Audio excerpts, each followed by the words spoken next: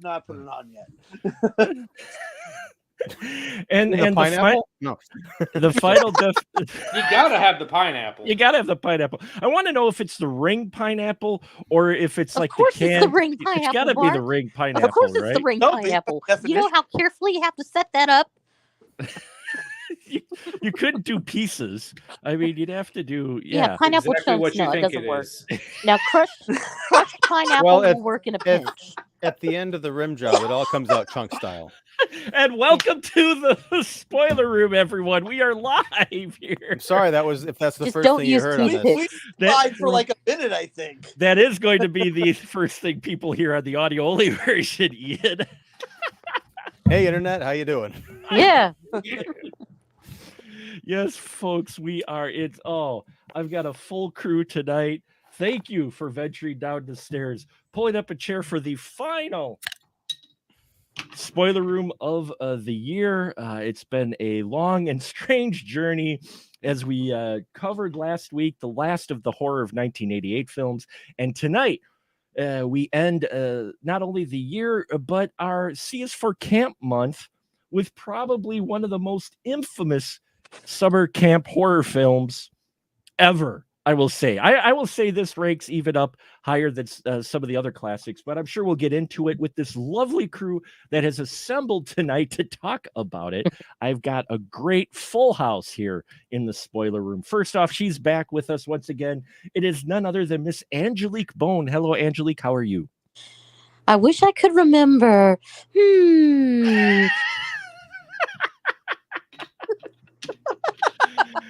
Well, we already have one brother. Anyway, no. And also with us, he is back with us, the man who knows more about home audio systems than anyone probably should, but also a great filmmaker and friend of the spoiler room, none other than Michael Vyers. Hello, Mike. How are you? Hello. I wouldn't say more than anyone, but possibly more than anyone else in this room. I'm almost for sure. And also back with us, hopefully for the evening, barring some technical stuff, it is not Ian Simmons, but Joe tonight. We've got Joe Arandazzo back with us. So happy to have him here. Hello, Joe. How are you? Thanks for having me back. Yeah, I just I turned off the Wi-Fi on my phone, and I'm just going off my data. That's the only way this is going to work. Just freeballing it with data. I like it. Freeballing it with data. Well, I hope it doesn't run you over too much, but we happy to have you back in the spoiler room with us, Joe. Definitely should be an interesting conversation. And yes, my right-hand man, the man who keeps coming back for more. And hopefully we've gotten all the tech gremlins out because it is after Christmas after all. So the gremlins should be gone by now. It is none other than Mr. Ian Simmons. Hi, Ian. How you doing? Well, it was great until you jinxed me with that. I'm sorry. No. Kentucky Harvester. Nice. Yeah. How did the Futtermans survive at the end of Gremlins? I don't know. That made no sense. Quality Kentucky Harvester. Right. And it ran them the hell over. They had no business showing up in New York. Because there's gremlins in the machine, so it clearly fell apart. Yeah. Oh, yeah. After it ran them over, no doubt. Because there was that definite like boom, boom. At yeah, sorry. But anyway, I'm doing great. It actually would have been really great if Dick Miller would have shown up as Walter Paisley in Gremlins 2. That would have really kind of like he did in Shopping Mall. Walter Paisley for the 800th time, making this all a massive shared universe with Bucket of Blood and Shopping Mall, and then because of Shopping Mall, it's eating Raoul and. It's all one universe. It's all one universe. He'd show up with a gremlin cased in plaster. There you go. Hey, I got a great statue for you. Yeah. It's called Gremlin. I call it Gremlin. But tonight we're not here to talk about Gremlins. Come on. We're here to talk about 1983 Sleepaway Camp.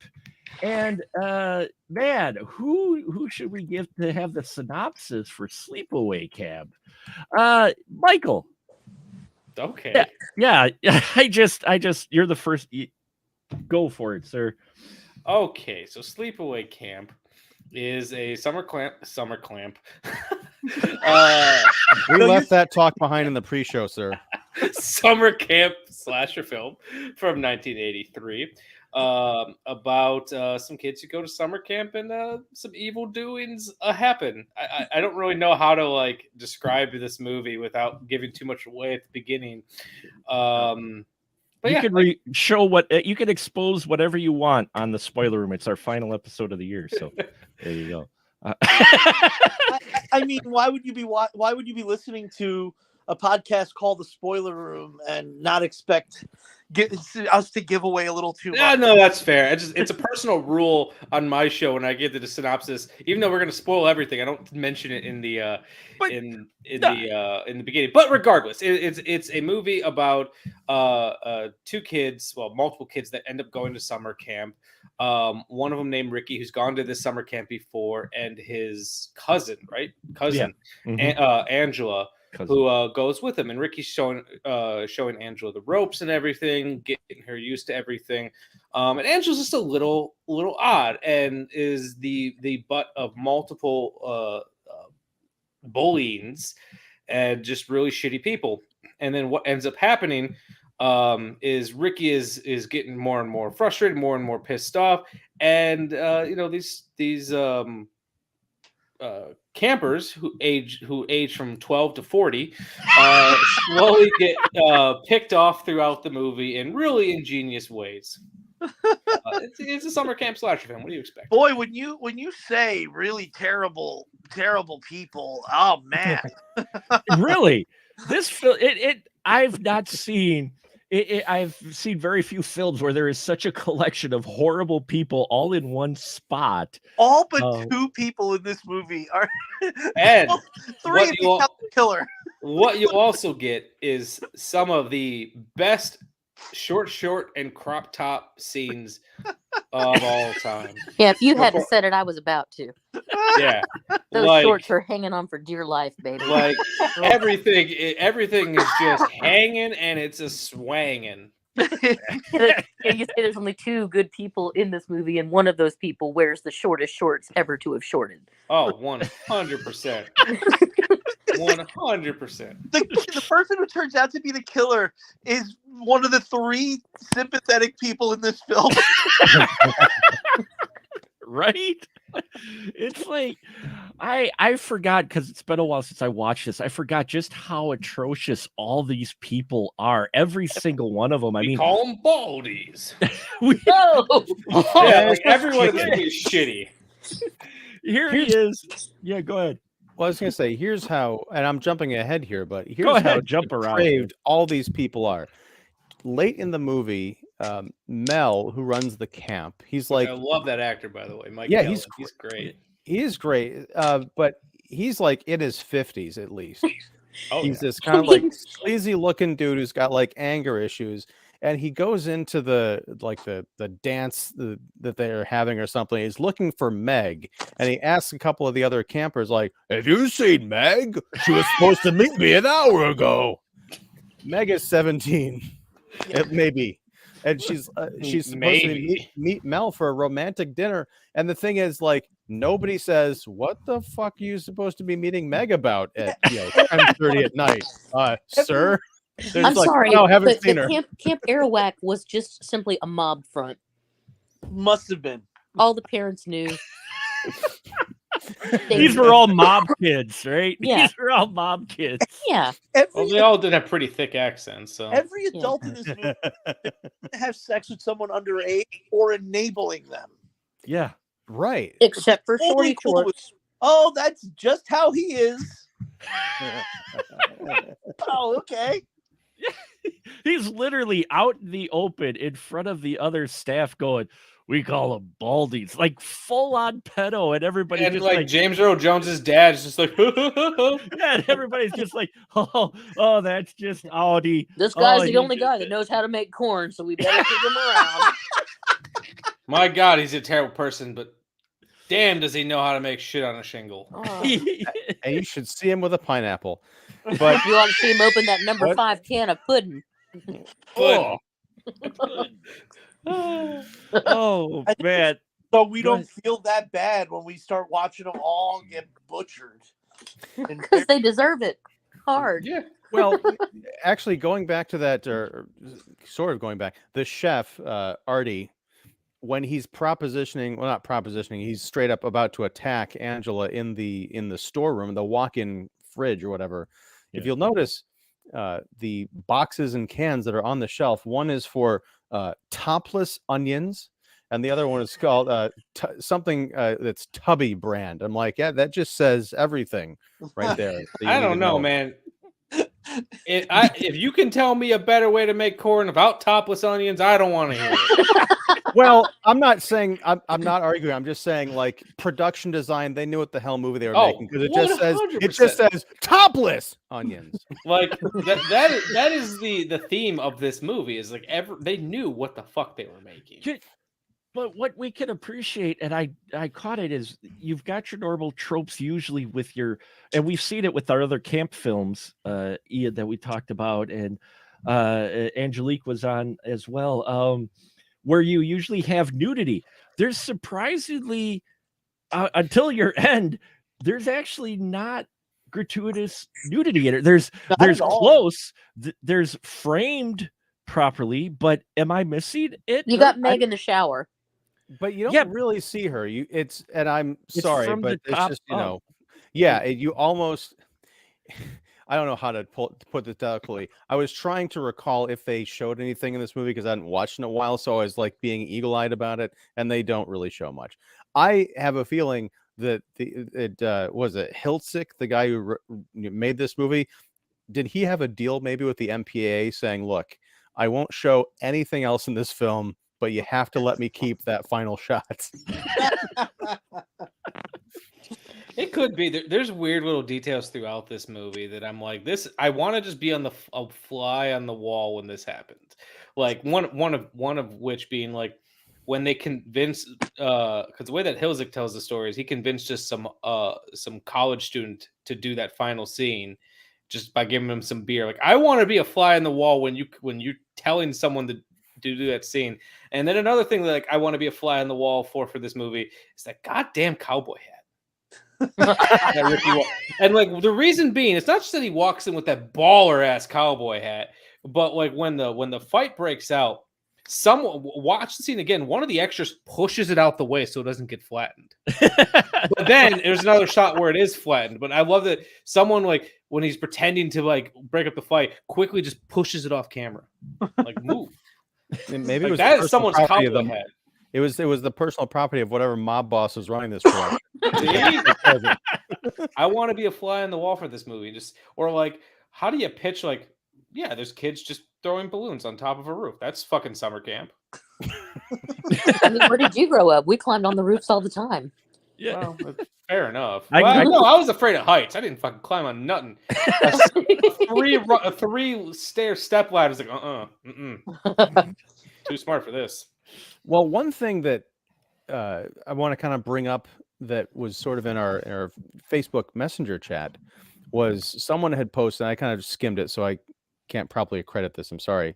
Someone posted the still frame of when the killer shows up framed backlit in the doorway of Judy's cabin. That was Joe, I think. Yeah, okay, Joe. Watching the Blu-ray.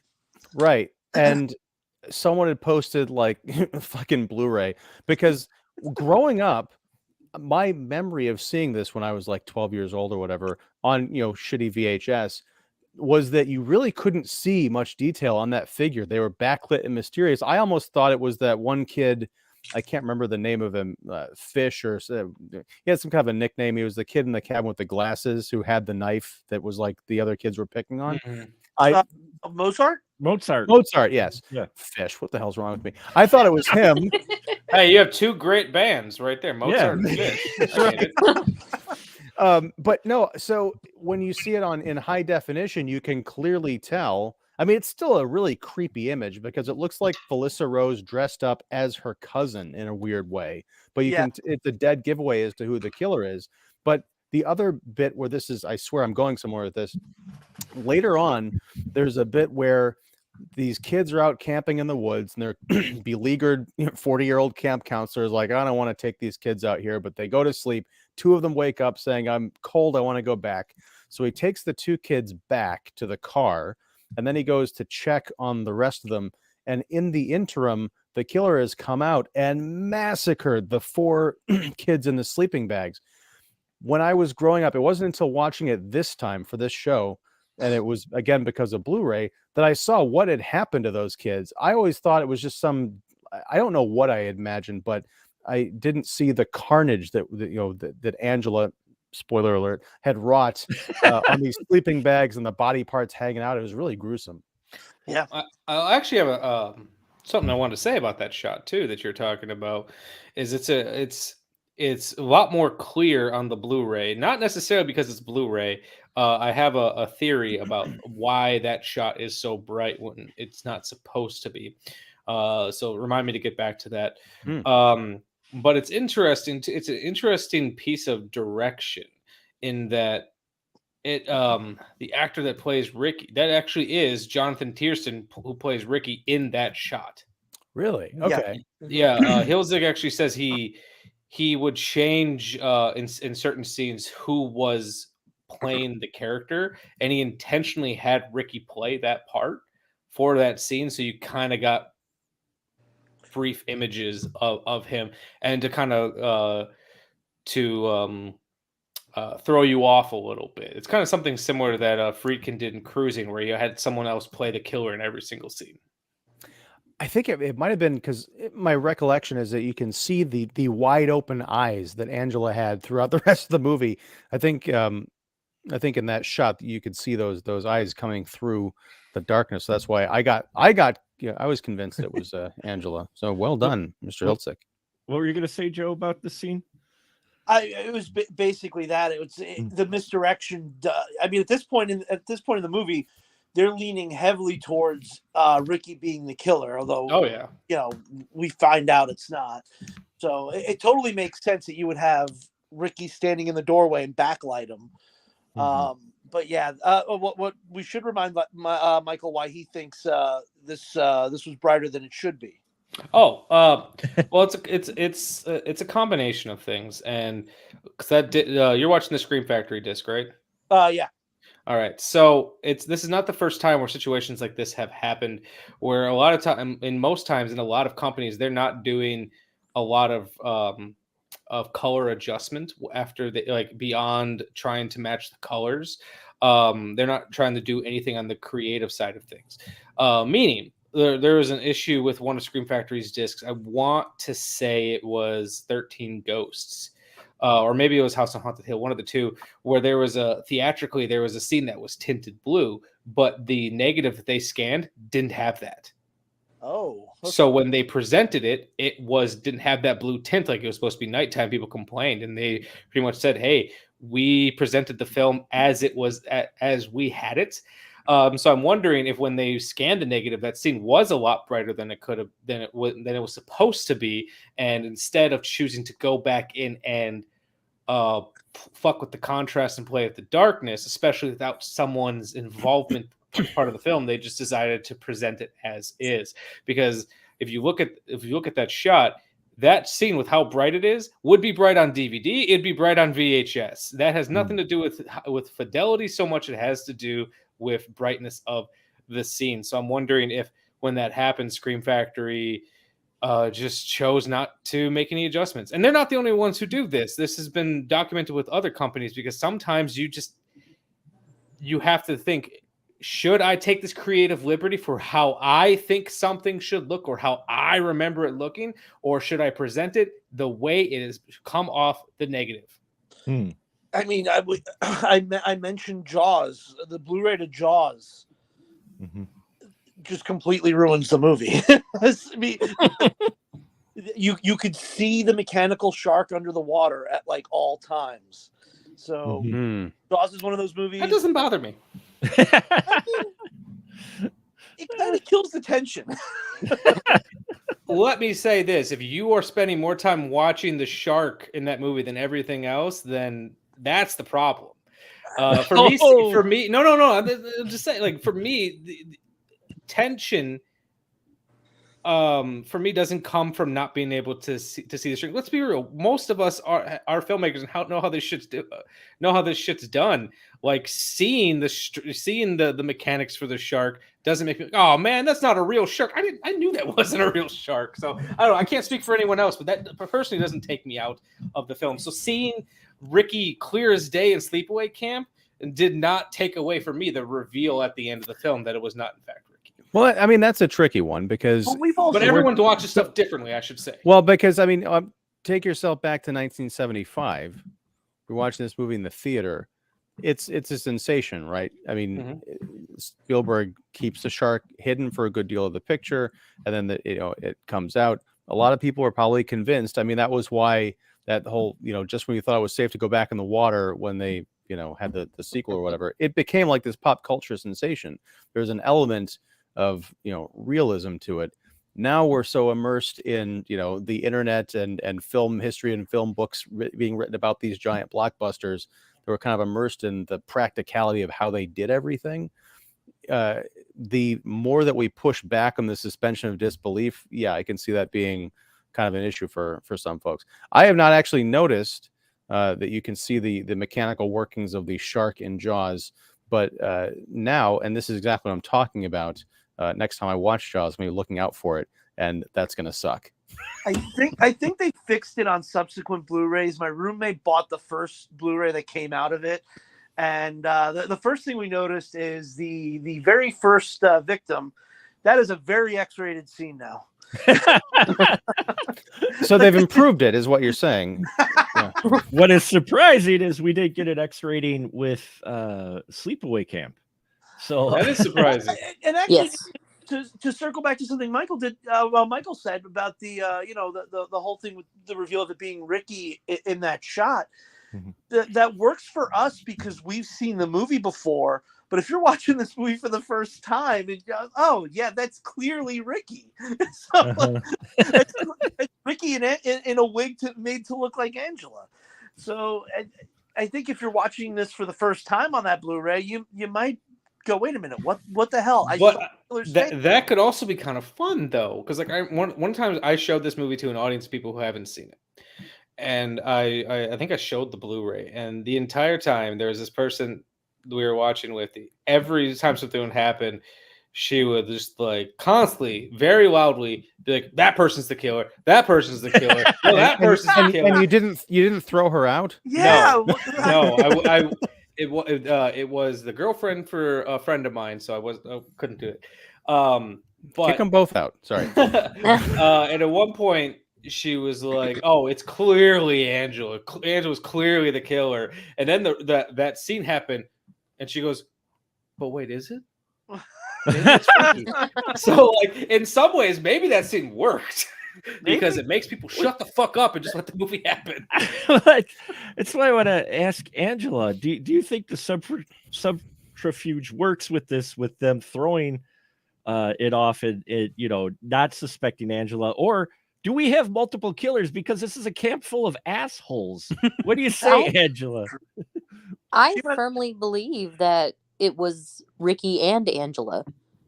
They were in cahoots, because everybody that died had some major altercation with Ricky or Angela, and his job was to protect his cousin, and he's going to do that any way he can. So old man Carruthers was correct when he's beating the shit out of a kid because he thinks he's set there to destroy the camp by his mob boss dad. What? I mean, Mel is a dick and should have kept his hands to himself. But in many ways. Yes. In many ways. But yes. But I mean, in this case, he's convinced this guy just murdered all these people. It's like, including his girlfriend, including his underage girlfriend. Who, let's just call a spade.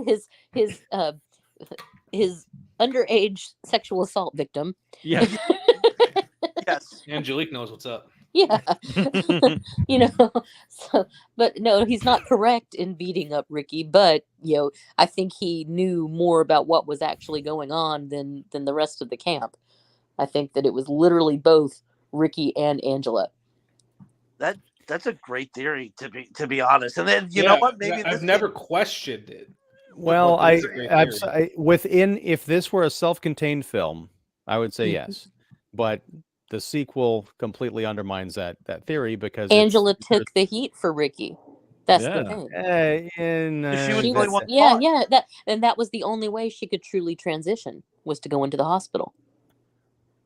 I mean, it's again, but you're getting into the realm of theory. That's metatextual. I'm all theory, baby. Based on if there'd been some mention of Ricky, I think in the sequel, I don't think he's mentioned at all in parts 2 or 3.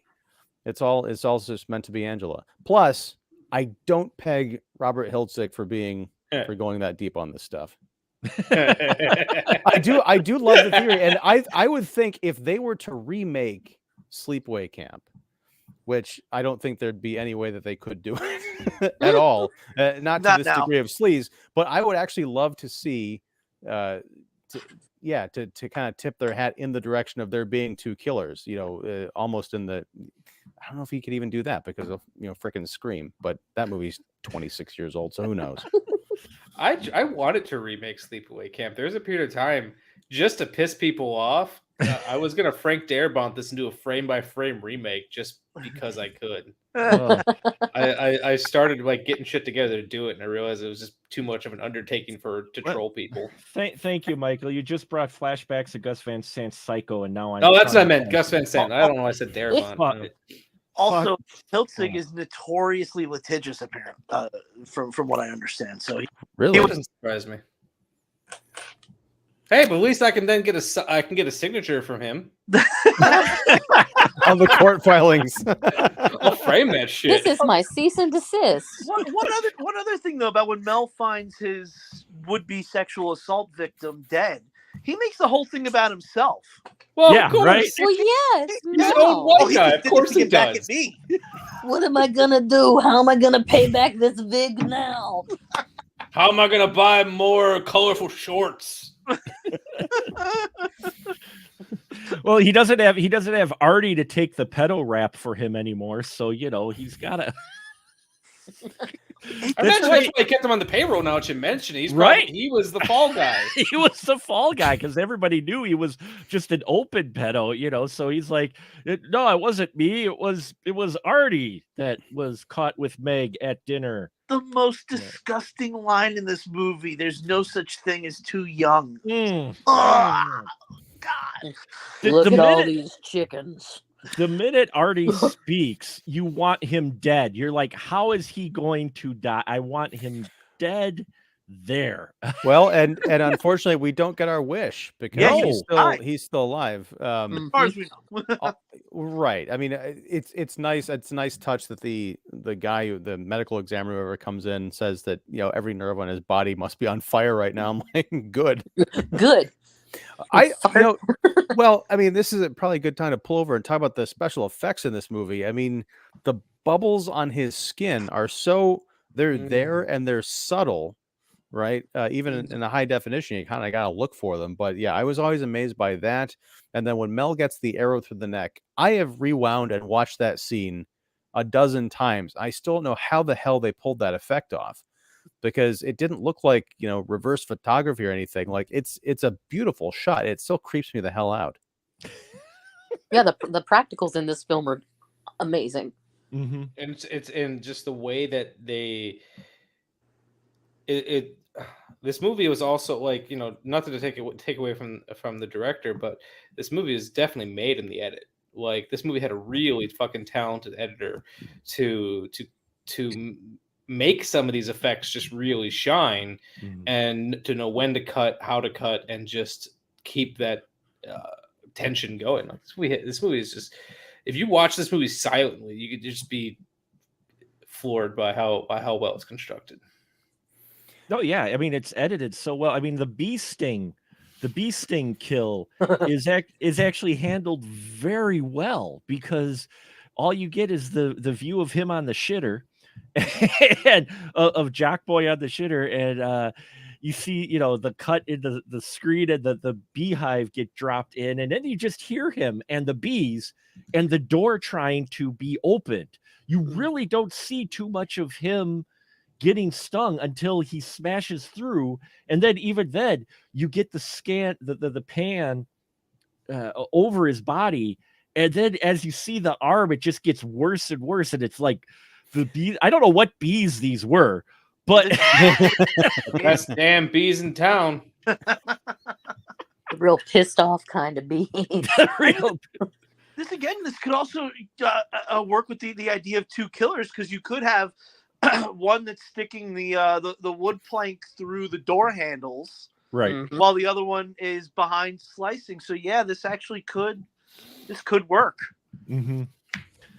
Yeah, and one of the things I think adds to the extra creep level, and what just makes, I think, it stand out from the other summer camp films, because you do have some of the other tropes in here, though, is our main character, Angela. She doesn't speak till a half hour into the film. Yeah. And I always love when you have a character who's, different or whatnot, but I realized she doesn't say a word till halfway through the film, and then she still gets quiet. Usually around girls, she's quiet. And it's something that I just noticed with her character. And it's more than just she's a killer because these people are bullying. There's a whole couple of layers to her character and a few other things in here, which for as much as it has those tropes, like, and Ian and I talked, and Angelique, I think you were there when we talked about cheerleader camp. Yeah. This trend of camps covering up kills. We don't want to ruin the summer. We're going to lose their security deposit. What are you talking about? I would have done the same goddamn thing.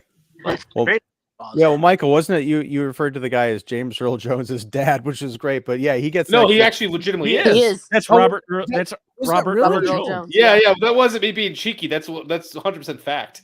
Yeah. Well, now I'm a little disappointed that that's the truth, because I thought that was a great joke. But no, so you can never take back the truth.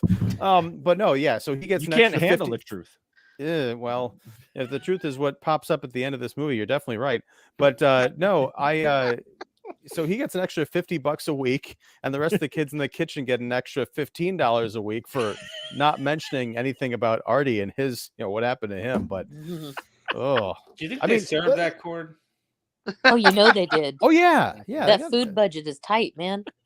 Are you Especially kidding? with that extra $50 a week they're setting out to the head chef and the extra 15. But my question is, like, Artie's screams were so horrific and loud. There's no way you're covering up what happened there, unless that was before the camp. He makes a lot of noise. He's passionate about his food. He's like he's very passionate about his food, especially the baby corns. He loves the baby corns. He calls them baldies.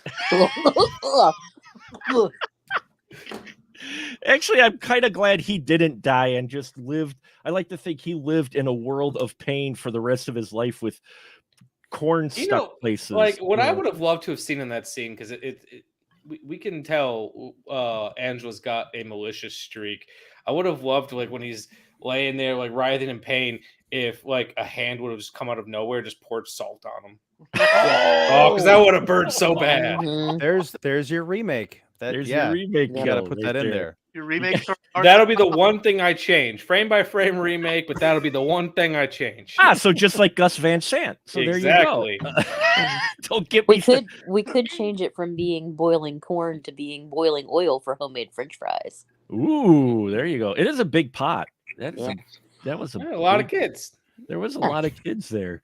After playing on the roof with water balloons, they're going to be really hungry for some corn.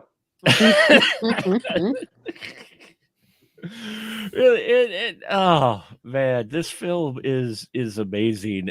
We've watched other camp films this year, and this one I can see why it stands out in so many different reasons. I mean, Meg, the villain, Meg. Every line she hits just feels so MEG, Meg. Oh, sister, I got to meet her last Did year. you? Did you really? Yeah. She was at the Cult Classic Convention in Bastrop, Texas. Bastard. Bastrop. Oh, Bastrop. Where they filmed Texas Chainsaw 2. Yeah. Mm-hmm. Yeah. Okay. She's such a sweetie in real life, but Of I was course, like, the best "Ooh." bitches on screen are always really nice. I was like, I hated you so much. She's like, I know. I hated me too. Well, she was one of the queen bees. The other was, of course, Judy. What has Judy done anything like otherwise in the genre? Because she's such a, I don't know. I had forgotten what a character she was, and wow. Not really. No, she has not. She was a producer on a short called Judy, but outside of this, she wasn't. Yeah, which is a shame because she was fantastic. She did a short film called Judy in 2014 where she reprised her role as Judy in a short film to inflict some bloody revenge on two abusive parents. So she gives a backstory to the Judy character. Nice. Now this had to have been post curling iron, didn't it? Well, I'm imagining this is post curling. Well, or is that her origin story? So were there three killers? There was Angela, Ricky, and Judy, and Angela just Ricky ended up taking out the third killer just by accident. That would be Michael. There's the movie you need to make. A summer camp movie. There's like 6 different killers. They just all don't know about each other. So they're like, wait a second, I didn't kill Johnny. Who the hell isn't that killed called Johnny? Clue? Depending on which ending you look at in Clue. Now, granted, the home video has all 3 endings, but when you watched it in the theater, depending on which theater you went to, on whether or not all of them were the killers. That's right. I actually watched it on TV when I was a kid. I didn't realize there were more endings. I only got the what's the very last one? Did they? No, they played all of them back to back to back on TV, I think. Yeah, but when it first came out in theaters, the you get a different ending. Yep, the radio station and the paper let you know which ending. They didn't tell you what it was, just ending A, B, or C, and you could go which theater could see the Clue ending. It was only until home video came out. Just like Gremlins, when we talk about it in the theater, the Gremlins in Gremlins 2 break the film. In Gremlins 2, on the video version, they mess with your tracking and end up causing a snowfield. So anyway, but and there's no get Paul Bartel and Hulk Hogan. Yes. Just Gremlins and I'll go get him. No, sorry. Sorry. Back to Sleepaway Camp. I digress. We keep deviating to Gremlins. We keep deviating. Well, Christmas. Yeah, we could go back to porn. We could go. I swore I would never go back to porn. I was young. I needed the money. Anyway, question was there ever a Gremlins porno, like a Gremlins porn parody? There must. I would. Starring Richard Gere. That was Gerbils. That was Gerbils. Yeah, I took some creative liberties. Well, there's that whole thing about not eating after midnight. Yeah, sorry. Well, they were small eggs when they pop off the Gremlins. So if you popped them in before they grew, there you go. Yeah, there you go. Oh, so anyway. There would be a lot of pop shots in our remake of Gremlins, the porno version. Yeah. Oh wow, what? I don't even know where to go. Oh, speaking of relatives, no, with Judy killing her abusive parents or whatnot. We've got to talk a little bit. Even though we don't get many scenes with her, with Aunt Martha, played by Desiree Gould. This woman Desiree so Gould is great. What do you think of her, Joe? I actually worked with her on a movie. I love the lilt in her voice and the very over the top. The very over-the-top performance, just it's amazing. Sister was on Mars. I love this woman. I just completely and I don't know if it's bad acting or if she's just completely like understands this character is one of those people because she's a doctor. She mentioned she's a doctor.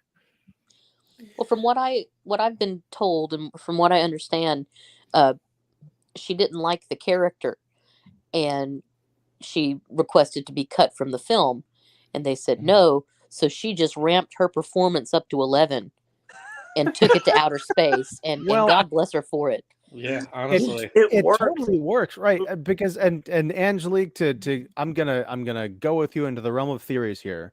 I wonder if, because watching, I really clued in onto the couple of scenes we get with her, particularly at the end with the big reveal.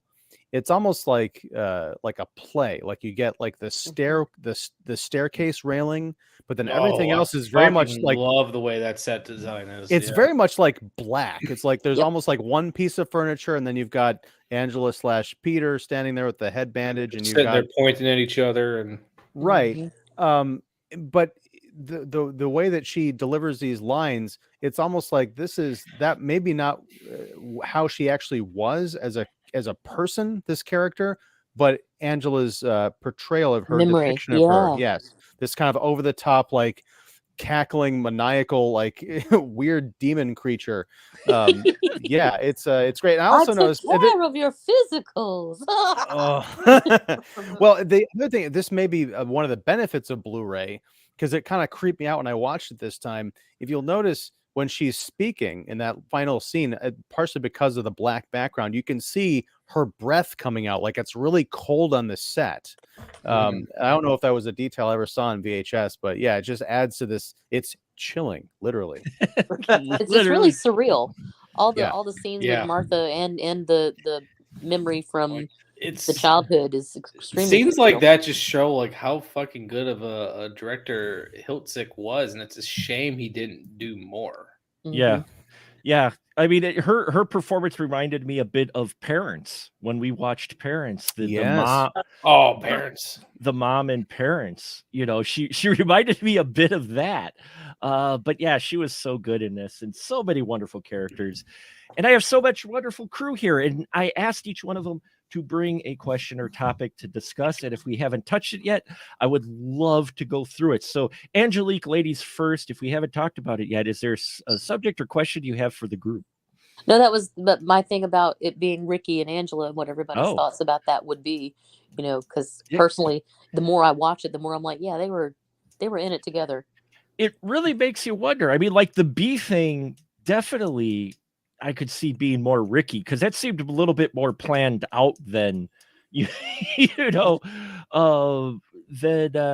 some of the other kills. And I wondered why she killed. Now, the only confusing kill I already had, because all of them were pretty much justified, and maybe it was just because Angela finally snapped, but why did she kill the kids in the sleeping bags? Were those some of the boys that were bullies, or the little kids were bullies? When she got thrown into the water, they started throwing sand. That's right. Over her. Okay, you're right. Yep, that's right. So okay, those little shits got what they deserved. And let's be real. There's also the logical explanation is they went like 5 or 10 minutes without a kill.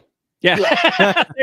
there's that too. We needed a kill. So timing. I mean, it's this kind of, there really wasn't anybody who was redeemable. True. Well, there's Buff dude with the short shorts. He was pretty decent. Yeah. He was. Yeah, he was pretty. Yeah, he kind of just disappears though. Mike, he appears to just save the day and then he leaves. He's kind of like David Hasselhoff in Baywatch. He just shows up to save. Honestly, the entire movie, I was petrified that if he just got a little too excited, he'd Hulk Hogan out of those shorts. He's still my heart. Like, you could see his heart. He's running with a different life-saving device. Anyway, no. Joe, Pool Noodle. Joe, did you have something that we haven't talked about yet you maybe want to bring up, or a question? I was going to ask about Aunt Martha. I was going to ask about Desiree Gould and what everybody thought of her absolutely whacked performance in this. So she's amazing. And as much as she made, and you telling us, Angelique, that she didn't like the part, she wanted to be cut. And so she overplayed it. Overplaying it actually works because it so much more explains the final scene and what happened with Angela. In her overperformance, it definitely She makes made that it more. better.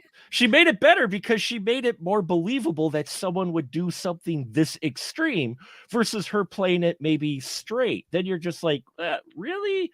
But here you could totally see Aunt Martha doing this to someone. I'm like, I hope she was sitting you in know. a theater at the premiere and be like, "Shit, I made this better." Fuck. Well, I mean, she comes off like she says she's a doctor. Like, she's so smart that she completely lost her fucking mind. That's how she Right. comes off. A Frankensteinian genius. Yeah, Yeah. and it's like it's great too because it's like it's a precursor to like some of the interesting performances you'd one day get out of David Lynch's films. Yeah. Fortunately, she might have cost herself her film career in a way. Yeah. She's really not in anything else that I could think of. Mm-hmm. Yeah, that would be unfortunate because I think she sells it as much as she's played over the top and did like the character. I love it. And it was so fitting for this film that it feels natural that character would be in here. She really does. So whatever she was doing, it actually works to the film's benefit, I think, quite a bit. Nothing in her voice, so it's everything about it is just yeah. Well, and you figure because we saw the tragedy that happened in the beginning, you can see where that might make her snap. So it's also a reasonable thought, maybe that event, you put in your head that event may have broke her, and that's why she was acting the way she was too. And that's the thing is that's why I always love older films because they don't necessarily handhold you and give you everything. So you can sit there and kind of posit from the character you're given. Well, maybe this is what, you find out your husband dies in a boating accident because he was there with his lover and your children or child. And they seem like they were having a nice weekend too. They were having a great family weekend. Yeah, damn kids. This is why you have to have open, honest communication with your partner.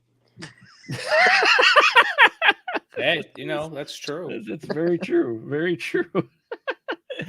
And Mike, did you have something we haven't talked about yet? So originally I was going to actually talk about like how one would remake or make this film nowadays, but we kind of touched a little bit on my stupid idea to just do a frame by frame remake, so we can still talk about that. But then I think I'd want to also like pivot a little bit and play a little game of what if. Ooh. So what if Sleepaway Camp hadn't been made?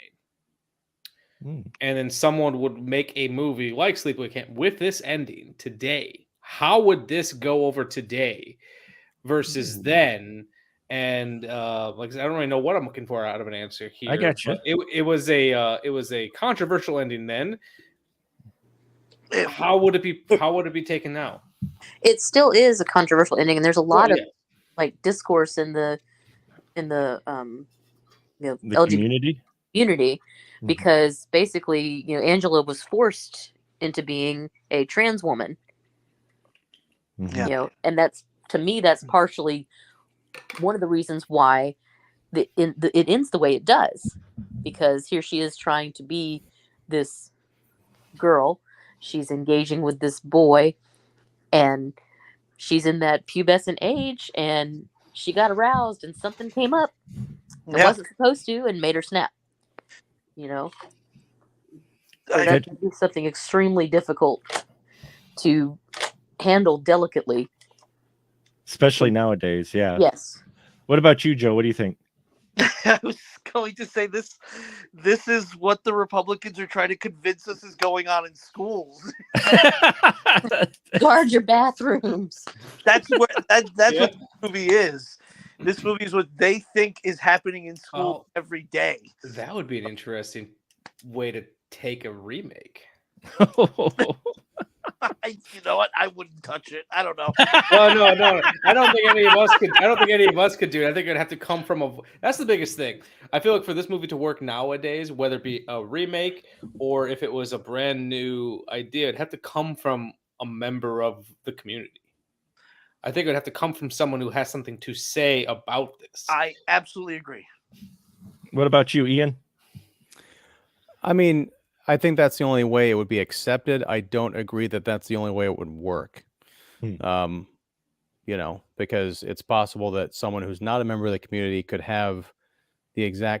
come at it from the same perspective or turn out the same kind of story as someone who's, you know, LGBT, but you know, it would be seen as appropriation of some kind. And I don't agree with that, but I understand that is the climate with which it would be released. And I would, go ahead, Joe. No, go ahead. Because I was just gonna, all I was gonna reiterate is it just would not be able to really be made now. We don't really take risks anymore, so it's really, really difficult to get anything that would be risky made. Well, it's also it's a risk, but it's also you know, part of the. I'm trying to. I wasn't expecting to talk about this particular aspect of it, and I probably should have. But like, part of the horror and the freakishness of this back in 1983 is like, oh my God, it's a girl with a penis. That cannot be your punchline to a horror movie nowadays. Exactly. No, you definitely have to come at it from a different perspective. Right. And I don't know what that perspective would be, because that's part of the power of that final shot is the surprise of it. Like, wow. And I don't know that it was considered like a mean-spirited kind of a thing. Because, you know, when you think about the tragedy of Angela / Peter's, you know, life and what led her to this point, it is a really sad story that's wrapped up in this, you know, kind of over the top horror movie. So yeah, I think if you could approach it from more of an angle of care, but yeah, you can't. This is not the shot for shot remake movie that you want to make. No, at least you can do that up until that last couple of minutes. And I think that's ultimately what I realized as well. It's like, this is not the movie that needs to get a shot by shot remake. It's the tough line that you have with classic horror versus modern horror, I think. Because if you look at a lot of classic horror now, I know some people will say it's not a surprise. Disclosure: mental illness runs in my family. I know you're all surprised. I can tell. That's it. But look at how many horror films, not so much nowadays, but how many horror films back in the day, it was someone who was mentally ill. Yep. And it was someone who was mentally ill who was abused, but not necessarily. It was just someone who was mentally ill. They had a mental problem. They came from the asylum. They escaped from the asylum. They had an abuse.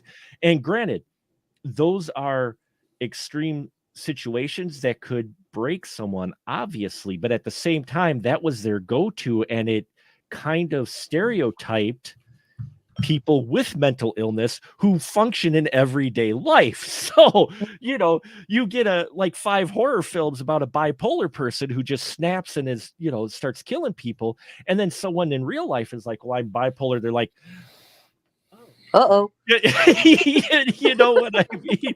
I mean, and you've seen like Scream kind of changed it to where they were just people who were obsessed with, you know, I mean, it's still kind of a subject that is handled more delicately. I think if you were going to remake this, it would have to be probably coming from the community and told with a different perspective to it, with a different stinger at the end, possibly.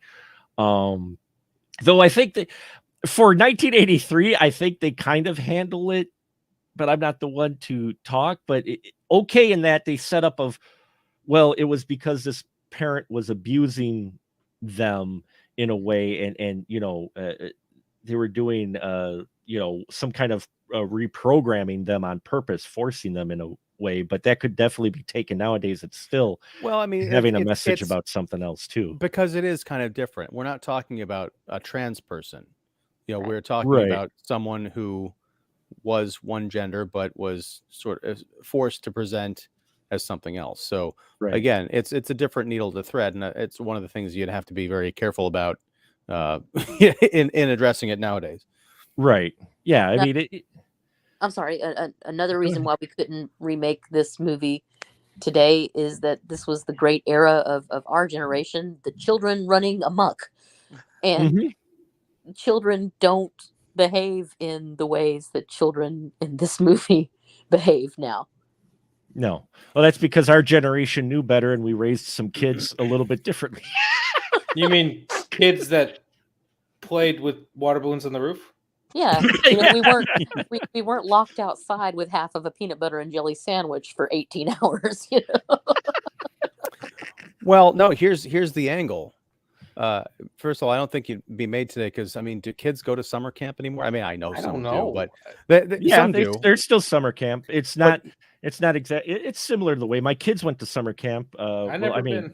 That was 15 years ago or 12 years ago. They went to summer camp. So, but here's the thing: have a movie where they go to sleepaway camp or whatever, and they confiscate all their phones and social media beforehand. So they have to spend like 3 weeks out in the woods in these cabins interacting with each other IRL. That's what makes them all go crazy.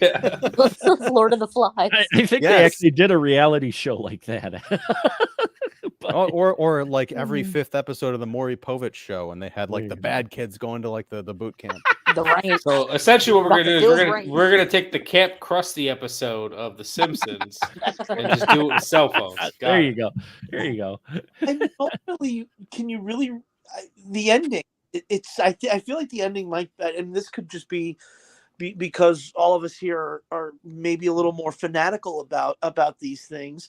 Is the ending too famous now or too infamous? I feel like you'd have to find a way to turn on its head. Who knows? Yeah, you would have to change the ending, which would then might appease your newer audience, but definitely fans of the classic will be like, "Oh my god, they changed the end!" Mm-hmm. Well, I mean, if you just even breathe into the ether the thought of remaking Sleepaway Camp, the internet would catch on fire. You just say remake around people and they fucking lose their mind. Yeah, as if movies haven't been remade since the 1930s. Thank you. Yep. Well, and we've had that discussion before, and actually this is appropriate with our 10-year anniversary of the Spoiler Room coming up. One of our first episodes ever was about reboots and remakes and how it's not exactly new territory. Hollywood's been imitating itself and rehashing itself for almost 100 years. I mean, Scarface, very few people probably realize there was a Scarface before the Scarface movie. Yeah. I love that movie. I love that he just fucking kills someone, throws him in the trunk. It's like, let's go get some chicken. Fried chicken during that scene. 2 years ago, everyone's yelling about how dare there's a rumor that they're going to remake Scarface. Like, the version of Scarface you're talking about is a remake. Yep. Yeah. And recently with The Wizard of Oz, people go, I can't believe they're going to remake The Wizard of Oz. Judy Garland. I'm like, the Judy Garland version was like the 5th version of that movie. Well, I mean, hell, even Casablanca was remade by Barbed Wire. So, I mean, come on. Hey, Arnold Schwarzenegger remade Christmas in Connecticut. His only directorial effort. Really? Made for TV version of Christmas in Connecticut with Chris Christopherson. My God, those words that you just say are. I know. None of that goes together. That was like Mad Libs. The most dangerous game, Slave Girl. Yeah. Mm-hmm. Yeah. But I mean, love me some Chris Christopherson. But I mean, remakes have happened forever. But there are certain films, and I think this is one of them. You really couldn't, because the way you would have to handle the subject would change it so much that you're going to lose the original fan base, and you might grow a new fan base. But then does that the whole debate, does that take away from what they originally intended with the film? Who knows? I don't know. I feel like if someone out there has a story to tell that they need Sleepaway Camp name attached to it, I'd say fucking go for it. I would say, where the issue usually comes is just to remake it just because it's an easy money grab. But if someone out there has a fucking version of Sleepaway Camp that works, even if it doesn't work, who are we to say what works and what doesn't work until it's made? I say fucking go for it. Yeah, I'm with you there. Well, what's interesting is that, I mean, they had Sleepaway Camp 2 and 3 with Pamela Springsteen playing Angela, and then they did a newer version in like 2015, or I don't even know if it was that late, but Return to Sleepaway Camp, which I love. It's trash, but I love it. But the thing about the sequels is in part 2, they mention, or Angela gives this monologue about like what happened to her after the events of the first movie. And she actually did fully transition, I guess, to be a woman. But other than that, like that aspect of her character doesn't come up again. It's just Angela is now a camp serial killer. So it's tricky because you could almost remake Sleepaway Camp and not even address it. But if you were to do that, I think you'd have to go the Pamela Springsteen route of the sequels, where she is this more of a jokey character. In fact, that's one of the lines is like, you know, when I first went to camp at Camp Arawak, I barely said anything, and now you can't get me to shut up.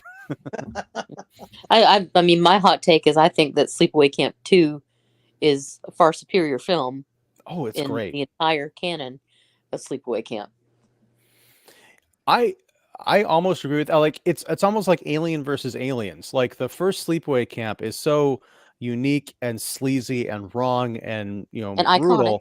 Iconic. Right. And iconic. Right. And then the Sleepaway Camp 2 is such a pivot because it's that late 80s jokey killer slasher movie that amps up all of the kills, and they're just spectacular. Like everything that is missing in the first Sleepaway Camp, from the nudity to the over-the-top gore, you've got that in spades, to the point where at the end of Sleepaway Camp 2, Angela has literally murdered everybody at the camp except for like 2 people. And you've got that fantastic Happy Camper song. Oh yeah, I love that. I played that on repeat on the VHS along with other scenes when I was 12. Yeah, well, I think it's an Infobomb did drop a little info. Thanks, Robert. Actually, Arnold did direct an episode of Tales of the Crypt starring Kelly Preston. That's true. He did venture into that as well, but you know, he doesn't have to direct. He really doesn't.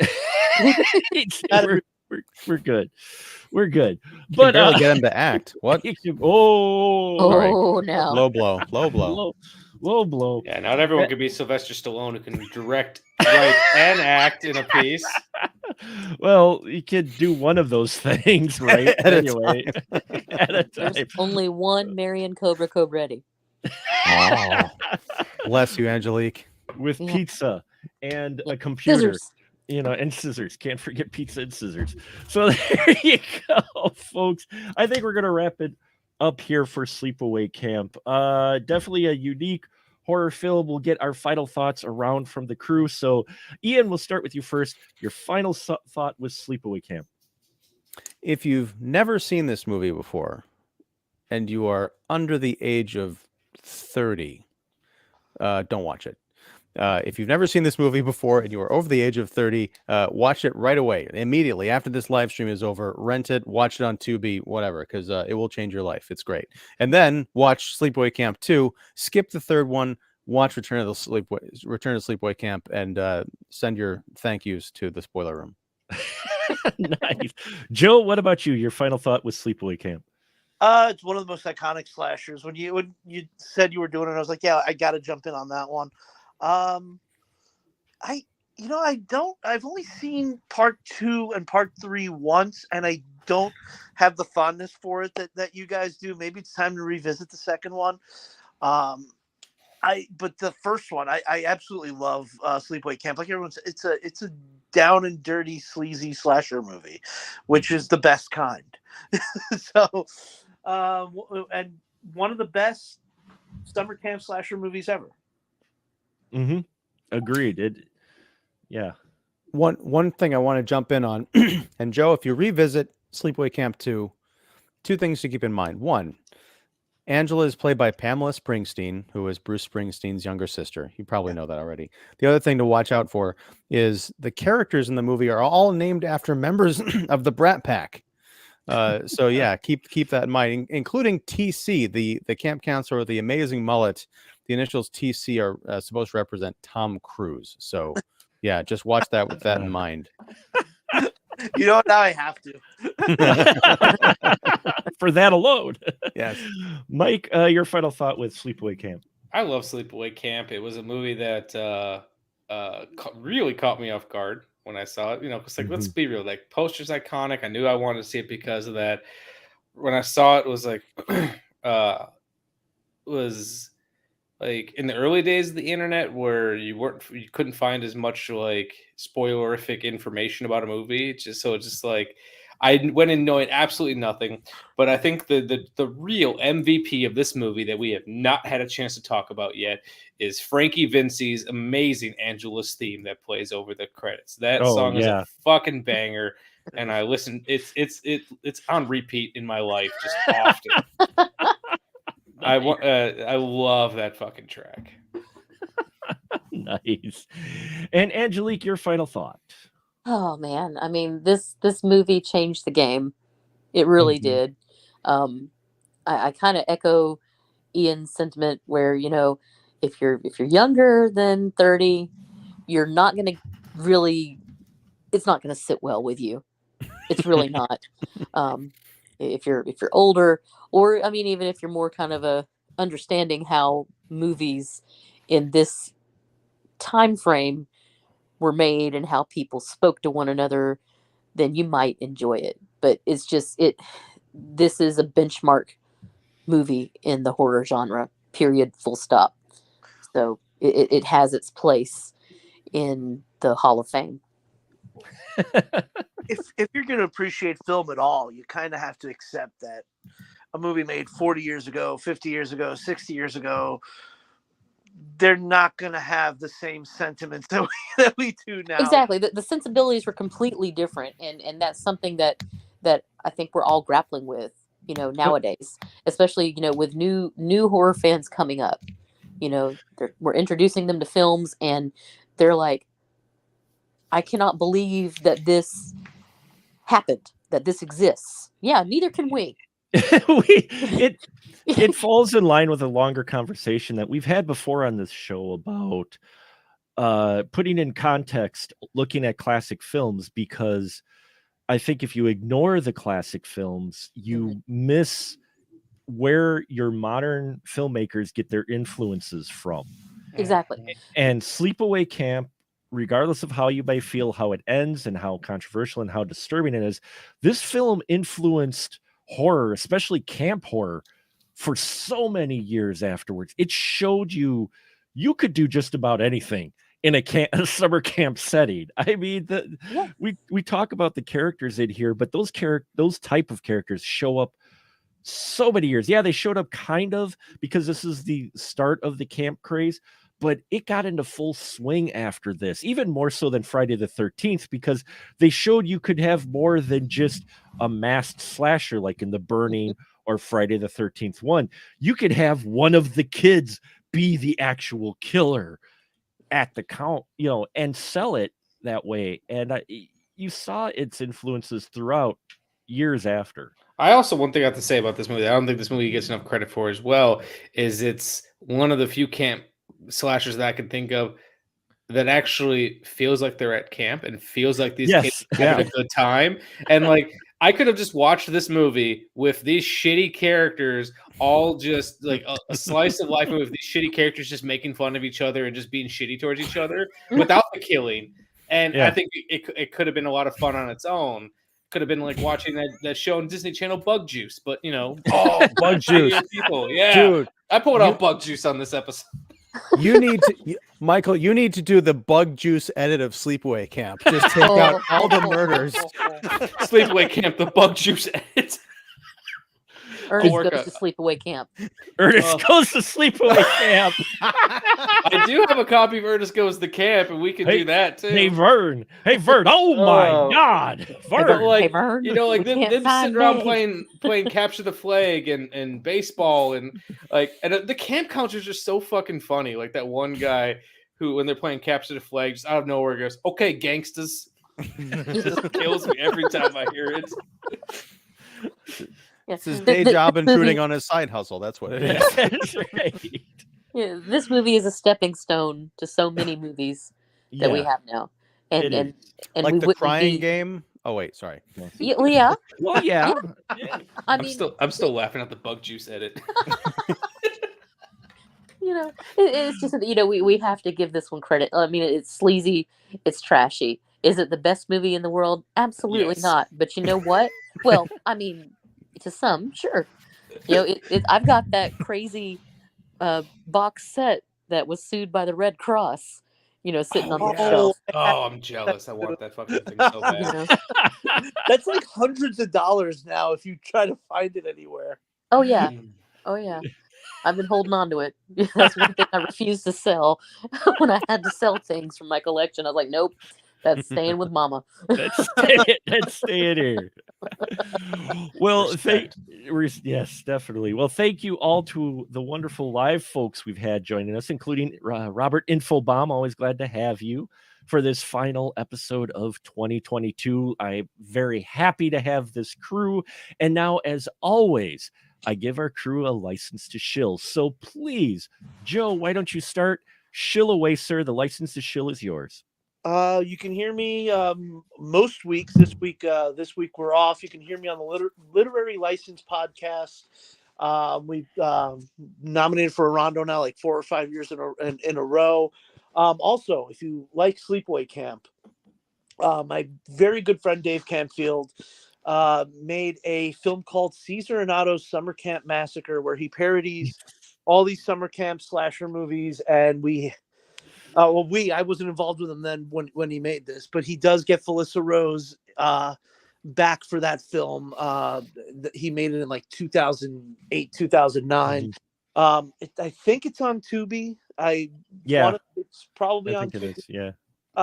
Check it out. It's the film that when he showed it to me made me think, you know what? Yeah, I could definitely work with this guy, because he totally got a lot of a lot of stuff's in there that I just found hilarious, and I thought it was a great tribute to Sleepaway Camp. And Felissa has worked with him on virtually every film he's made since, so she must have liked it too. That's basically it. That's it for me, at least. Check out the Literary License podcast. We'll be back next week. We're covering a couple episodes of Batman the Animated Series, and then in the next month we're covering The Little Girl Who Lives Down the Lane and Alice Sweet Alice. Yes. We will be doing both versions of Scarface, I think in February or March, as part of the Make Remake series. Every week is a different theme, or every month is a different theme, and then if we figure out the films that we're doing for them. So do check us out on that. Thanks for having me on. Otherwise, awesome, fantastic, Michael. What do you got to shill? I actually have quite a bit, so I don't want to go too long. My podcast, The Shameless Picture Show, which you can find on all of your favorite podcast apps of choice, and on the website Cinepunx. That is CINEPUNX. That's the podcast network I'm part of. We just finished our 6th season of the show by, oddly enough, doing a Christmas episode of Christmas in Connecticut, the original, not the Schwarzenegger version, and The Man Who Invented Christmas. On top of that, we also, me and my wife, we do a Patreon show called Cage is the Rage, where we are watching through every single Nicolas Cage movie in order. And this month we are doing Rumblefish and Racing with the Moon. Wow. On top of that, I actually just completed the new short film that I'm in the process of editing, and I just wrapped it's actually exporting right now in the background, a music video that should be coming up in the next week or so, along with for a band called The Directionals, and their new album drops soon. So nice. Excellent stuff. All excellent stuff. Angelique, what do you got? License to shill. Well, right now things are kind of quiet on my front. You can find me on monstersmadnessandmagic.com. We've got a lot of really fun episodes coming down the pipe in January to start the new year off right. Nice. And Mr. Ian Simmons, license to shill, my friend. I'm Ian Simmons. I run Kicking the Seat, which you can find at kickseat.com, and also on YouTube. If you look up Kicking the Seat on YouTube, which you just hit a big milestone for. Yeah. Yes, 900, and now we're up to 917 subscribers. So yeah, working way up to 1K. Hell yeah, you did, dude. You're gonna pass me before long. So mazel tov. Whatever. So, you're like more than double where I'm at, Mark. We never know where it's gonna go, because it's the wonderful world of YouTube. And yes, this is the Spoiler Room Special Mark Productions, and I don't have the theme yet worked out for January. I'm starting to work it out, but I'm going to announce it again in case you missed it last week. Ian missed it. Angelique eliminated 2 votes because we had a tie for the bottom 3 spots. We had 5 movies, 3 spots. She stabbed 2 of them, and that time she killed them. So in this particular, not in particular order that they're going to play next year, for our Perfect 10 series, which we're celebrating 10 years of the Spoiler Room, since we had our first episode on Google Hangouts way back, episode 0. So we've been around for a lot longer than I thought we would, but we're doing a Perfect 10 series, which is films from 2013, the year that we came out with the Spoiler Room. They're going to be celebrating their 10th anniversary as well. So we've got the Carrie remake. We got Only Lovers Left Alive, Snowpiercer, Machete Kills, Upstream Color, Hansel and Gretel Witch Hunters, Only God Forgives, The Evil Dead remake, Wolf of Wall Street, Green Inferno, Oculus, Stoker, and the big winner was Under the Skin, which we have done on the show about 8 years ago. So it'll be great to revisit that. But those are the ones people voted on our website at Special Mark Productions, and those are the winners. Very interesting collection. I'm definitely going to try to get Mr. Derek Carey on the Evil Dead remake, and we'll just let him go for an hour as he rants about that movie. He'll set us on fire. He'll set us on fire, and the podcast. I'll light the match. Am I going to have to come on this episode as the only supporter of this movie? No, I'll come on supporting it. I got to keep this in mind. We might have a versus match going on. But anyway, check out all these wonderful people's stuff. They put out great stuff. I'm very happy that they are able to take their time to be on our little sliver of the internet. Check out all our stuff. I hope everybody has a safe and happy new year. And yeah, we got a great lineup of stuff coming up. We might be doing some pre-code movies too next year. All kinds of stuff that I want to try to do for our 10th anniversary. So stay tuned for that, folks. And I would just say a good night, everyone. Good night.